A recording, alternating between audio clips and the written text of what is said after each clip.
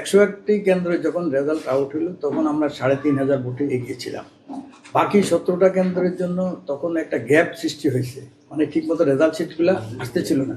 পরবর্তীতে যে রেজাল্ট শিটগুলো আসলো ওটাতে দেখা গেল 90-র উপরে কাস্টিং দেখালো। ওই কেন্দ্রগুলোতেই আসলে বেশি অনিয়ম হয়েছে। পরবর্তী আসলে সহিংসতা চলছে, মানুষের জানমাল নিয়ে মানুষ খুব কষ্টের মধ্যে আছে এবং বাড়িঘর দুয়ারে আক্রমণ হচ্ছে, এগুলো অলরেডি চলতেছে, এগুলো এখনো থামেনি এবং সবাই কমপ্লেন করতেছে। নির্বাচনের নিয়ে অনিয়ম যেই কেন্দ্রগুলোতে এরকম অনিয়ম হয়েছে সেগুলোর পূর্ণ ঊর্ধ্বতন কর্তৃপক্ষের একটা স্ট্রং টিম দ্বারা এগুলোর পূর্ণ গণনা এবং আবার দরকার পূর্ণ নির্বাচন করার জন্য আমি আহ্বান জানাচ্ছি।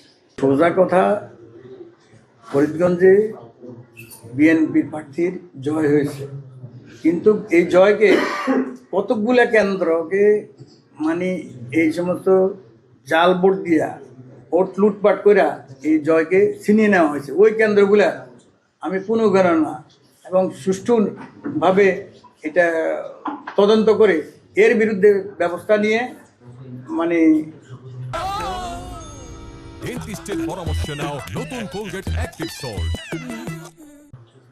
এর বিরুদ্ধে ব্যবস্থা নিয়ে পূর্ণ তদন্ত দাবি করতেছে। আর আমাদের নেতাকর্মীরা আসলে অনেক অনিরাপদ অবস্থায় আছে। আমরা প্রশাসনের কাছে সবার কাছে বলতেছি, আপনারাও দেখেন সব জায়গায় আপনাদের কাছে নিশ্চয়ই চলে আসে, আপনারা এলাকা চিনেন, আপনারা তো আরও অন্য জায়গা থেকে আসেন নাই, আপনারা তো অত এলাকা সম্বন্ধে জানেন এবং আপনারা দেখেন আমি কি কোনো অতিরিক্ত কথা বলছি না। প্রায় জায়গায় এই চেয়ার টেবিল গাড়ি টিয়ে ভাঙা এবং আমাদের নেতা নেত্রীর পোস্টার যেখানে যেটা আছে সেটাকেই মানে ধ্বংস করে দিচ্ছে। এটা কি কথা হইলো বলেন জিনিসটা? এটা এমন এত একটা বড় দল, এটা এখন সামনের দিকে এই দল এই দেশের নেতৃত্ব দিবে, তাদের নেতা কর্মীদের যদি এই অবস্থা হয় তাহলে কি অবস্থা বলেন জিনিসটা? এটা একটা ত্রাসের রাজত্ব কায়েম চলতে মনে হয় ফরিদগঞ্জে। এটাকে কোনো অবস্থাতেই মেনে নেওয়া যায় না।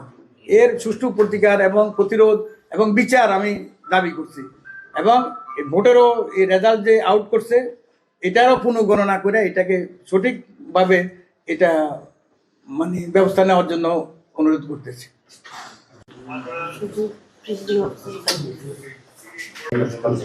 হ্যাঁ,